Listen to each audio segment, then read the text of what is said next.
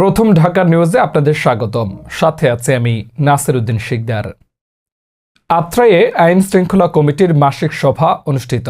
বিস্তারিত নওগাঁ জেলা প্রতিনিধি AKM কামাল উদ্দিন টগর ও তথ্যচিত্রে আসিফ হাসান।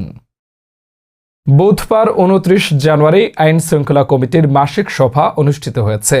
উপজেলা পরিষদ সভা কক্ষে বিকাল 4টায় উপজেলা নির্বাহী অফিসার UNO মোহাম্মদ কামাল হোসেনের সভাপতিত্বে আইন শৃঙ্খলা কমিটির সভায় উপস্থিত ছিলেন আত্রাই থানা officer in charge OC Mohammad Shahabuddin, upazila বিএনপির সিনিয়র সহসভাপতি আলহাজ মোহাম্মদ আব্দুল জলিল চকলেট, সাধারণ সম্পাদক Mohammad Taslim Uddin Sakhidar, United Press Club Atrai Naogaon সভাপতি সাংবাদিক AKM কামাল উদ্দিন টগর, উপজেলা স্বাস্থ্য ও পরিবার পরিকল্পনা অফিসার ডাক্তার রোকসানা হ্যাপি, উপজেলা যুব উন্নয়ন অফিসার SM নাসিরউদ্দিন, উপজেলা পল্লী উন্নয়ন অফিসার মোহাম্মদ তোফাজ্জল হোসেন মীর, উপজেলা মহিলা বিষয়ক officer Moazzem Hossain, academic supervisor Pradip Kumar Sarkar, UP chairman Sheikh Monjurul Islam Monju, UP chairman Mohammad Khabirul Islam সহ সকল ইউপি চেয়ারম্যান ও উপজেলা আইন শৃঙ্খলা কমিটির সকল সদস্যবৃন্দ